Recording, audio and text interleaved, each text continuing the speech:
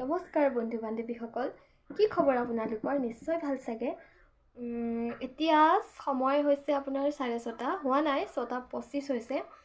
আজি মই দিনটো কেনেকৈনো পাৰ কৰিলোঁ, কি কৰিলোঁ তাৰে কিছু অংশ দেখাবলৈ চেষ্টা কৰিম। গতিকে বলক আগবাঢ়ো ভিডিঅ'টোলৈ।